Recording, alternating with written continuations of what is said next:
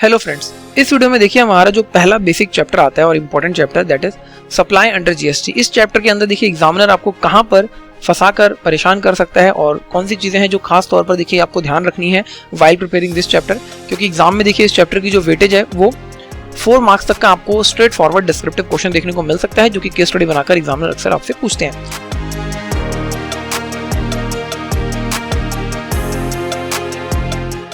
तो इसके अंदर देखिए अगर मैं बात करूं कंटेंट की, तो सबसे जरूरी चीज आपकी देखिए पहले सप्लाई शब्द की डेफिनेशन है जो कि सेक्शन 7 के अंदर बताई गई है।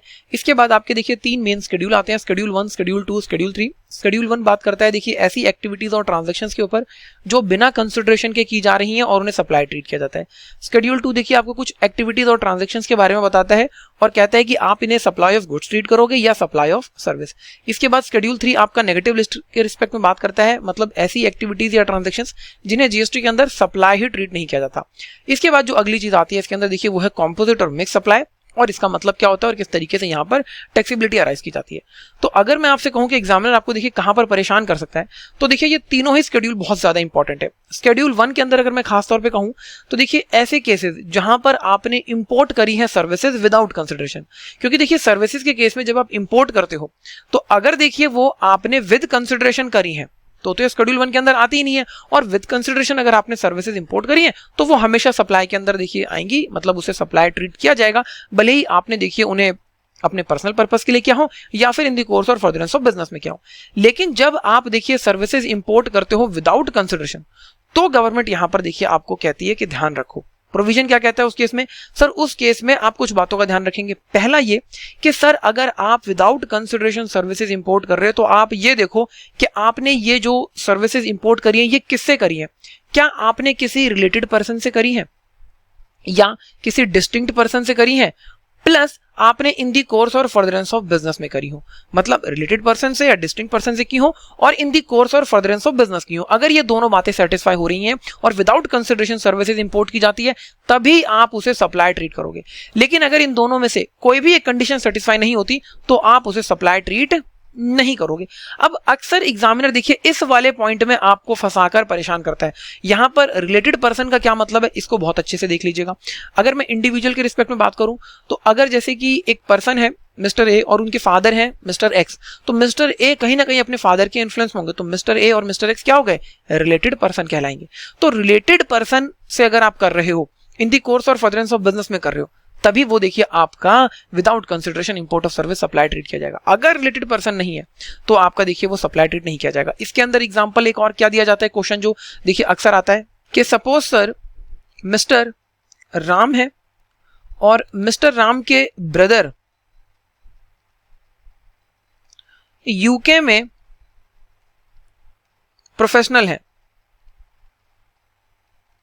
अब वो चाहे आप इन्हें लीगल प्रोफेशनल मान लीजिए, और मिस्टर राम ने देखिए इंडिया में कुछ अपने किसी पर्सनल डिस्प्यूट के रिस्पेक्ट में इनसे सर्विसेज लिए, तो यहां पर गवर्नमेंट कहती है कि भाई मिस्टर राम के ब्रदर यूके में प्रोफेशनल है, यूके में सेटल है, तो ये तो वहां पर अच्छे से काम कर रहे हैं, तो ये यहां पर इनके ब्रदर जो है रिलेटेड पर्सन नहीं कहलाएंगे। क्यों नहीं कहलाएंगे? क्योंकि इंडिविजुअल के केस में जो आप रिलेटेड पर्सन की परिभाषा देखते हो वहां पर बताया गया है कि होली और मेनली पूरी तरीके से और मुख्य रूप से आपके ऊपर वो व्यक्ति निर्भर होना चाहिए, डिपेंडेंट होना चाहिए। अगर डिपेंडेंट नहीं है तो भले ही वो आपके देखिए ब्लड रिलेशन में हो या ना हो, इससे कोई फर्क नहीं पड़ता, वो रिलेटेड पर्सन नहीं कहलाएगा।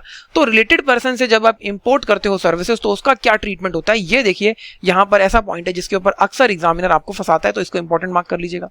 इसके बाद सर अगर एक एम्प्लॉयर अपने एम्प्लॉय को गिफ्ट देता है तो क्या उसे सप्लाई ट्रीट किया जाएगा? तो यहां पर भी बच्चे अक्सर कंफ्यूज हो जाते हैं। तो देखिए अगर एक एम्प्लॉयर अपने एक एम्प्लॉय को साल भर में 50,000 रुपए तक के गिफ्ट देता है तो गवर्नमेंट यहां पर कह रही है कि वहां पर हम जीएसटी चार्ज नहीं करेंगे, इससे ज्यादा होगा तो फिर जीएसटी लग जाएगा।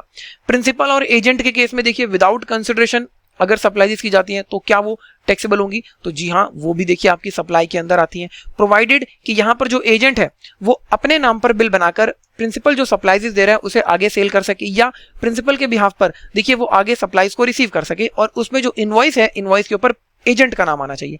अगर एजेंट का नाम नहीं आएगा तो देखिए एजेंट को यहां पर फिर हम प्रोक्योरमेंट एजेंट कह देते हैं, ठीक है। और फिर देखिए अगर सप्लाईज होती हैं बिटवीन प्रिंसिपल एंड एजेंट तो वो सप्लाई ट्रीट नहीं की जाती। इसके अंदर एक और बहुत इंपॉर्टेंट चीज आती है, देखिए वो है स्टॉक ट्रांसफर। ये भी देखिए आपका शेड्यूल 1 से ही रिलेट करता है, लेकिन इसको मैंने अलग से पॉइंट बना के रखा है क्योंकि अक्सर देखिए एग्जाम में इस चीज को पूछ लिया जाता है। इसमें क्या बात बताई जाती है कि सपोज एक पर्सन है मिस्टर राम, जरा ध्यान से समझिएगा। अब सर मिस्टर राम उत्तर प्रदेश के अंदर देखिए काम करते हैं, रजिस्टर्ड पर्सन है, और सर इनकी फैक्ट्री है सपोज अयोध्या में, ठीक जी, और इनका शोरूम है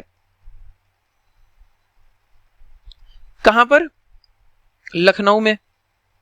अब फैक्ट्री में देखिए ये गारमेंट्स बनाते हैं, शर्ट्स बनाते हैं, और फैक्ट्री से शोरूम पे भेज देते हैं बिकने के लिए। तो यहां पर बिना कंसिडरेशन अगर ये स्टॉक ट्रांसफर कर रहे हैं तो क्या इसे सप्लाई माना जाएगा? तो गवर्नमेंट ने इसके लिए क्या बात बताई थी कि सर अगर आपके दो प्लेस ऑफ बिजनेस हैं एक ही स्टेट के अंदर और आपने दोनों के लिए सेपरेट रजिस्ट्रेशन ले रखा है, आप इस चीज को लिख भी लीजिएगा,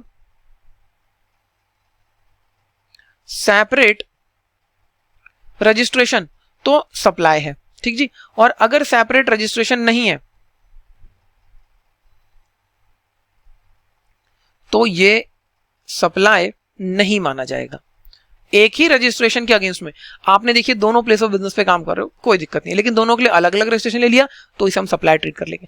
अब यहां पर बच्चों के मन में डाउट आ जाता है या एग्जामिनर कई बार फंसा कैसे देता है कि वो कहता है कि सपोज ये तो हमने एक ही स्टेट के अंदर ले लिया, भाई ये इनका जो शोरूम है ये दिल्ली के अंदर है, तो बताओ क्या सिचुएशन हो जाएगी? सर अगर दिल्ली के अंदर हो गया तब तो स्टेट बदल गया, जीएसटी में रजिस्ट्रेशन स्टेट वाइज लेना होता है, और अगर आप एक से ज्यादा देखिए स्टेट में काम कर रहे हो, टैक्सेबल सप्लाईज कर रहे हो, तो हर स्टेट में आप रजिस्ट्रेशन के लिए लायबल हो जाओगे। अगर एक स्टेट में लायबल हो गए रजिस्ट्रेशन के लिए तो उस सिचुएशन में तो फिर सप्लाई ट्रीट किया ही जाएगा, ठीक है। तो ये वो देखिए पॉइंट है जहां पर अक्सर आपको एग्जामिनर फंसाता है, शेड्यूल 1 से रिलेट करते हुए ये दोनों पॉइंट है।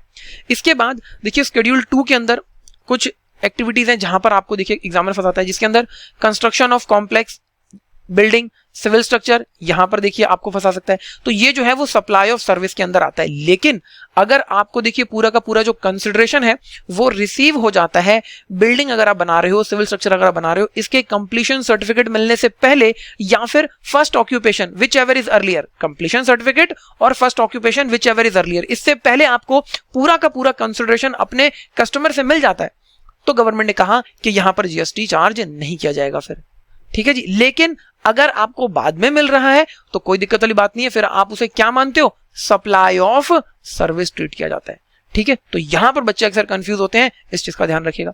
इसके साथ साथ देखिए इसके अंदर जो एक लेटेस्ट पॉइंट है, पॉइंट तो ये पुराना है लेकिन इसके ऊपर देखिए लेटेस्ट क्लैरिफिकेशन ऐड करी गई है, जिसके अंदर 3 बातें हैं।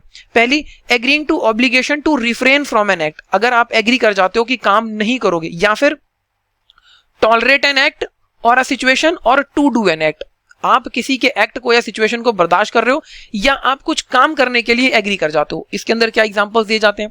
रिफ्रेन फ्रॉम एन एक्ट में हम क्या पढ़ते हैं कि सर सपोज एक बिल्डर है, उसके पास 8 फ्लोर बनाने की परमिशन है, लेकिन जहां पर वो बिल्डिंग बना रहा है उस बिल्डिंग के साथ में एक सोसाइटी है, सोसाइटी के लोग कहते हैं कि सर आप 7वीं फ्लोर बनाइए, अगर 8वां फ्लोर बना देंगे तो हमारी देखिए सोसाइटी में धूप नहीं आएगी, दिक्कत होगी हम लोगों को। बिल्डर मान जाता है और कहता है कि ठीक है आपको मुझे कॉम्पनसेट करना पड़ेगा।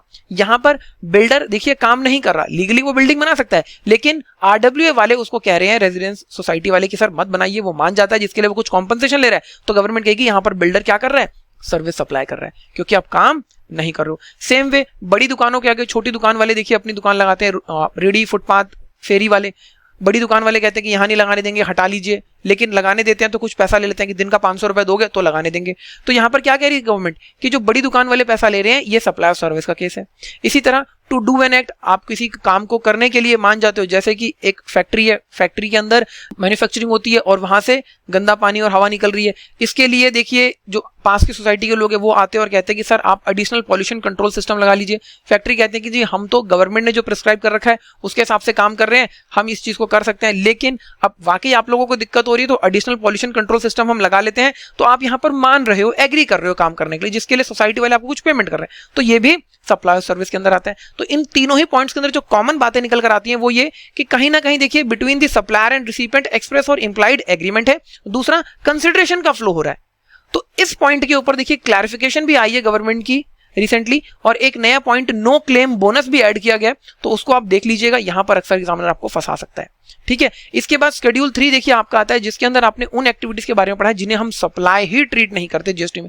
जैसे कि अगर एक पर्सन कोई संवैधानिक पद होल्ड कर रहा है, जैसे कि देश का राष्ट्रपति, प्रधानमंत्री, किसी स्टेट का चीफ मिनिस्टर, किसी यूनियन टेरिटरी का देखिए, है ना, तो इन सिचुएशंस में आपने संवैधानिक पद होल्ड कर रखा तो उसे सप्लाई और सर्विस ट्रीट नहीं किया जाता। तो यहाँ पर 6 पॉइंट्स हैं देखिए मेनली, और इन 6 के 6 पॉइंट्स इंपॉर्टेंट है। यहाँ पर अक्सर बच्चे देखिए फंसते हैं और आप इन 6 पॉइंट्स को अच्छे से कर लीजिएगा।